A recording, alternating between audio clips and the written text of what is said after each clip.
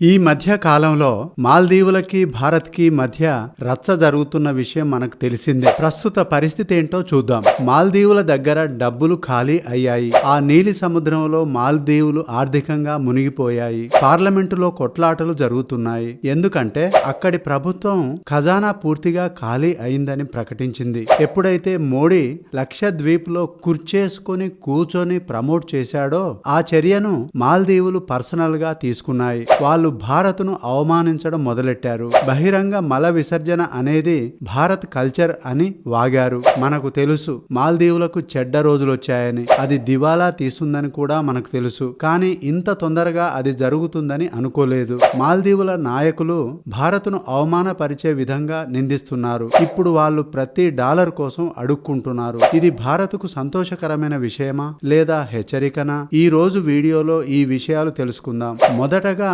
మాల్దీవుల ఆర్థిక వ్యవస్థలోని కొన్ని హైలైట్స్ చూద్దాం. మాల్దీవుల మొత్తం జనాభా 5.2 మిలియన్లు, అంటే 52 లక్షలు అన్నమాట. వాళ్ళ జీడిపి $5 బిలియన్. పాయింట్ ఏమిటంటే ఈ దేశం చాలా చిన్నది, కానీ సహజ సౌందర్యం చాలా గొప్పది. కానీ అక్కడ సహజ వనరులు లేవు, కేవలం టూరిజమే ఆధారం. అయితే కోవిడ్ కాలంలో టూరిజం లేకపోవడం వల్ల ఇంటర్నేషనల్ మానిటరీ ఫండ్ అంటే IMF మాల్దీవులకు ఆర్థిక సహాయం చేసింది. మాల్దీవుల ప్రభుత్వం తొందరగా ఏమి చేయలేకపోతే అది ఆర్థికంగా దివాలా తీయడం ఖాయం. ఇలాంటి క్లిష్ట సమయంలో స్నేహితులను పెంచుకోవాల్సింది పోయి శత్రువులను పెంచుకుంటూ పోతోంది, అది కూడా ఇండియా లాంటి దేశాలతో. మాల్దీవుల జాగ్రఫీని చూసినట్లయితే దాని లొకేషన్ అనేది ఇండియాతో సంబంధాల వలన చాలా లాభపడుతుంది. ఎందుకంటే మనది చాలా పెద్ద ఆర్థిక వ్యవస్థ. గతంలో భారత్ మాల్దీవులకు $1.4 బిలియన్ సహాయం చేసింది. రక్షణ పరికరాల కోసం $50 మిలియన్ క్రెడిట్ లైన్ ను కూడా సమకూర్చింది. అంతేకాకుండా కోవిడ్ సమయంలో వ్యాక్సిన్లను కూడా పంపించింది. పొరుగు దేశాల మొదటి పాలసీ ప్రకారం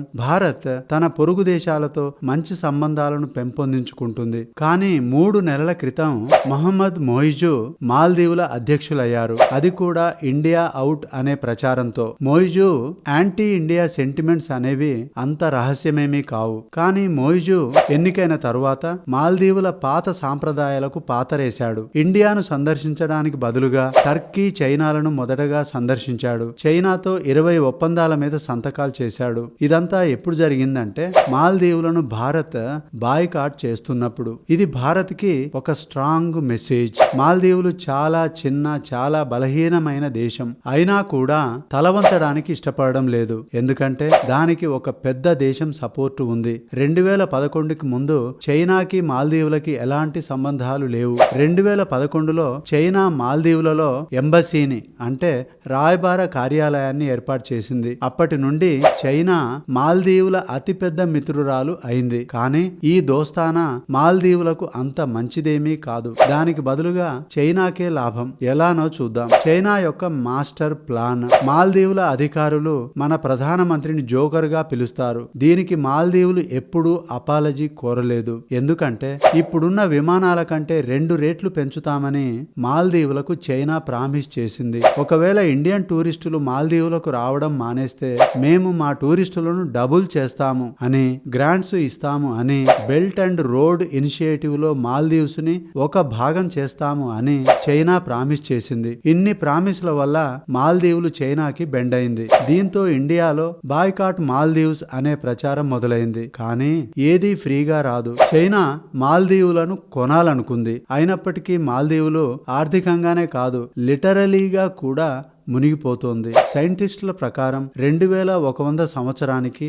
ముందు, అంటే రాగల 50 ఏళ్లలో మాల్దీవులు పూర్తిగా నీళ్లలో మునిగిపోతుంది. ఇది చైనాకి లాభదాయకమైన డీల్ అవుతుంది. ఎందుకంటే మెల్లమెల్లగా మాల్దీవులు తమ భూభాగాలను చైనాకి అమ్మేస్తుంది. ఎప్పుడైతే మాల్దీవులు మునిగిపోతాయో అప్పుడు మాల్దీవుల చుట్టూ ఉన్న సముద్ర నీరు చైనా అధీనంలోకి వస్తుంది. అంటే మాల్దీవులు మునిగిపోయిన తరువాతనే చైనాకి లాభాలు రావడం మొదలవుతాయి. దీన్ని అర్థం చేసుకోవడానికి మీరు జియో పాలిటిక్స్ ఎక్స్పర్ట్ కానవసరం లేదు, జస్ట్ కళ్ళు తెరవాలి అంతే. 1982లో United Nations Convention on the law of the sea UNCLOS ఏమని చెబుతుందంటే ఎక్స్క్లూజివ్ ఎకనామిక్ జోన్ అనేది సముద్రంలో ఒక ఏరియా, దానిపైన పూర్తి సార్వభౌమాధికారం అక్కడ ఉన్న దేశానికి వస్తుంది. ఒక దేశ ఎక్స్క్లూజివ్ ఎకనామిక్ జోన్ లో కృత్రిమంగా దీవులను ఇతర కట్టడాలను సృష్టించుకోవచ్చు. మెరైన్ సైంటిఫిక్ రీసెర్చ్ కూడా కండక్ట్ చేసుకోవచ్చు.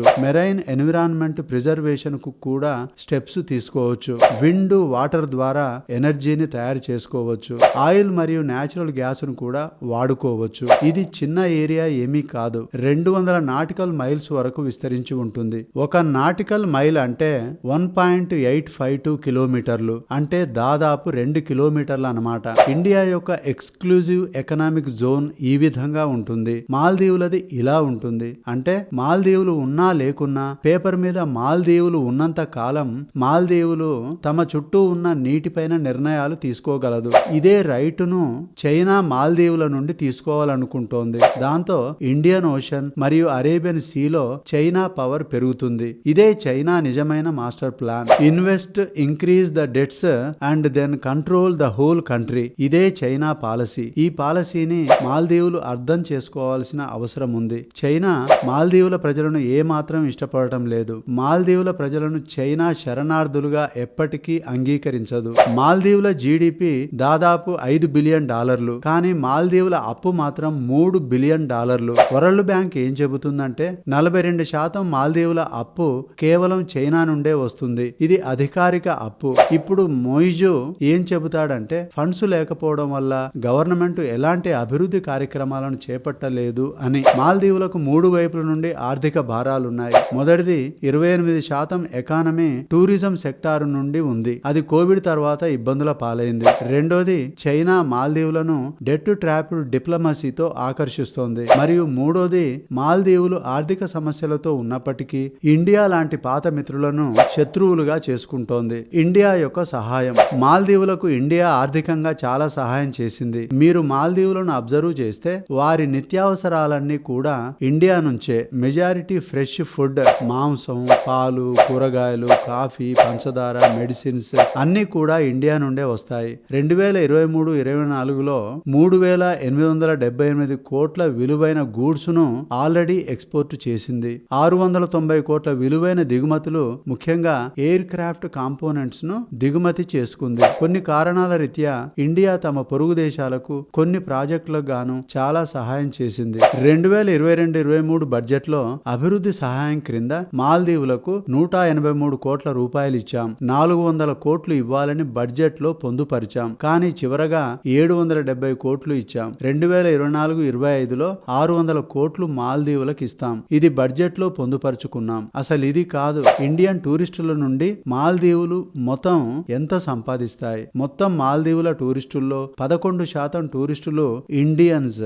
ఎప్పుడైతే యాంటీ ఇండియా సెంటిమెంట్స్ మాల్దీవులలో పెరిగాయో వాళ్ళు ఒకదాని తర్వాత ఒకటి చొప్పున స్టెప్స్ తీసుకోవడం మొదలెట్టారు. ఈ మధ్య కాలంలో నేరాలకు పాల్పడ్డారనే కారణంతో 186 మంది విదేశీయులను బహిష్కరించారు. అందులో 43 మంది భారతీయులు. విచిత్రంగా ఈ బహిష్కరించబడ్డ వారిలో బంగ్లాదేశీయులు, శ్రీలంకీయులు కూడా ఉన్నారు. కానీ కనీసం ఒక్కరు కూడా చైనీయులు లేరు. మాల్దీవులు చెప్పేదేమంటే బహిష్కరించబడ్డ వారు ఇల్లీగల్ బిజినెస్ లు నడిపిస్తున్నారు. మాల్దీవులలో ఒక స్పష్టమైన చట్టం అంటూ లేదు. రిజిస్ట్రార్ అనేవాడు విదేశీయులు రిజిస్టర్ చేసుకున్న ఏ బిజినెస్ నైనా మూసేయగలడు. ప్రాఫిట్స్ అనేవి లోకల్ నుండే కాదు. అదే సమయంలో మాల్దీవులు ఇండియన్ గవర్నమెంట్ ని ఆదేశించిందేమంటే 15 మార్చిలోగా తమ దేశంలో ఉన్న భారత సైన్యం తమ దేశాన్ని వదిలి వెళ్లిపోవాలని. కానీ మన సైన్యం అక్కడ ఉంది రెస్క్యూ మరియు రిలీఫ్ ఆపరేషన్స్ కోసం. మెడికల్ ఎమర్జెన్సీస్ వచ్చినప్పుడు, ఎమర్జెన్సీగా ఎవాక్యుయేషన్ చేయాల్సి వచ్చినప్పుడు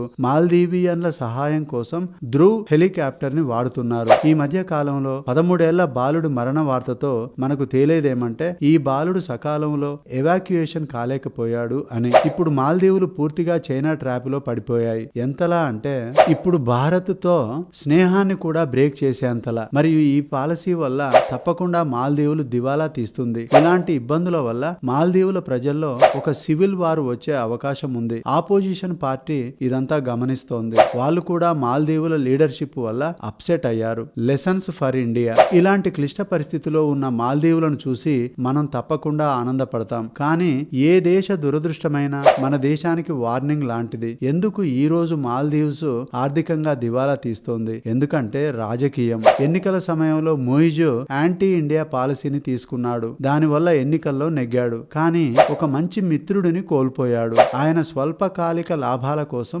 మాల్దీవుల్ని దీర్ఘకాలిక నష్టాల్లో పడేశాడు. ఈ చరిత్ర మాల్దీవులకు మాత్రమే సొంతమైంది కాదు. అలాంటి రాజకీయ నాయకులు ఇండియాలోనూ ఉన్నారు. ఎవరైతే షార్ట్ టర్మ్ బెనిఫిట్స్ కోసం ఆలోచించే వాళ్ళు. వీళ్ళు free current, free ration, free transport లాంటివి అందిస్తామని చెబుతారు. ఎన్నికల్లో గెలుస్తారు. అది ప్రాబ్లం కాదు. ఈ సౌకర్యాలు ఫ్రీగా ఇస్తారు సరే, మరి వీటికి ఎవరు పే చేస్తారు అని ఎవరు ఆలోచించరు. ఒక ఓటరుగా మనం తెలుసుకోవాల్సిన ముఖ్యమైన విషయం ఏమంటే, రాజకీయ నాయకులు మన ఎమోషన్స్ తో ఆడుకుంటారు. మీ బాధలను పట్టుకుంటారు. మీకు ప్రామిస్ చేస్తారు. అవి వారిని ఎన్నికల్లో గెలవడానికి ఉపయోగపడతాయి. ఈ ప్రామిసులు ప్రజలకు దీర్ఘకాలికంగా ఎంతవరకు ఉపయోగపడతాయి అని ఆలోచించే బాధ్యత వారికి లేదు. వాళ్ళు జస్ట్ 5 ఏళ్లు పదవిలో ఉంటారు. ఆ తరువాత మరొకరు వస్తారు. మనకు నష్టం జరిగే సమయానికి వాళ్ళు పదవిలో ఉండకపోవచ్చు. ఈ రోజు చైనాకు $3.2 ట్రిలియన్ ఫారెక్స్ రిజర్వులు ఉన్నాయి. ఖర్చు పెట్టడానికి వారి దగ్గర చాలా డబ్బుంది. $3 బిలియన్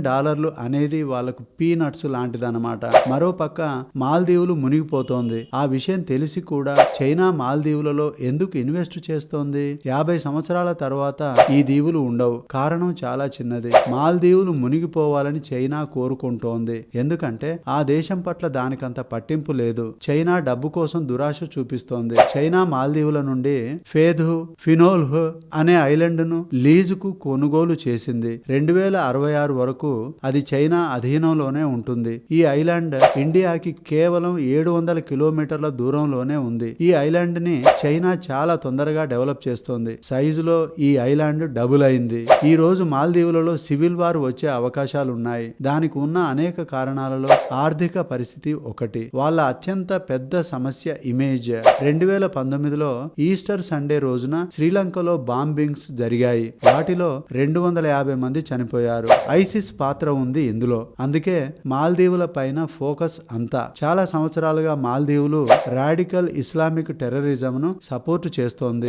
ఐసిస్ కు మాల్దీవ్స్ అత్యంత ఎక్కువ మంది జనాలను పంపిస్తోంది. 2021లో ఐసిస్ ఆపరేటివ్ అయిన కాసిం కురసాని అరెస్టు కాబడ్డాడు. అతనేం ఒప్పుకున్నాడంటే, ఐసిస్ అనేది బంగ్లాదేశ్ మరియు మాల్దీవ్స్ లో విస్తరిస్తోంది. ఐసిస్ సైబర్ ప్రొపగాండాను స్ప్రెడ్ చేస్తోంది. పాకిస్తానీ డ్రగ్ స్మగ్లర్స్ కి అది ఒక రక్షిత స్వర్గంలా ఉంది. ఐఎస్ఐ ఏం చెబుతుందంటే, మాల్దీవ్స్ నాయకులు దాక్కుని అక్కడి నుండే ఆపరేట్ చేస్తుంటారు. 2022లో ఇంటర్నేషనల్ డే ఆఫ్ యోగాను సెలబ్రేట్ చేసే క్రమంలో ఒక మెడిటేషన్ ఈవెంట్ మాల్దీవ్స్ లో ఆర్గనైజ్ చేయబడింది. 150 మంది నిరసనకారులు వచ్చి హింసాయుత కార్యక్రమాలకు పాల్పడ్డారు. వాళ్ళేం చెబుతారంటే, యోగా, మెడిటేషన్ అనేవి ఇస్లాం ప్రిన్సిపుల్స్ లో ఫిట్ కావు. ఇలాంటి ఈవెంట్స్ 192 దేశాల్లో ఆర్గనైజ్ చేయబడ్డాయని గుర్తుంచుకోండి. వాటిల్లో 44 దేశాలు ఇస్లాం దేశాలు. కానీ మాల్దీవ్స్ లోనే ఈ సమస్య వచ్చింది. అయితే మాల్దీవ్స్ ఇమేజ్ ఏమంటే,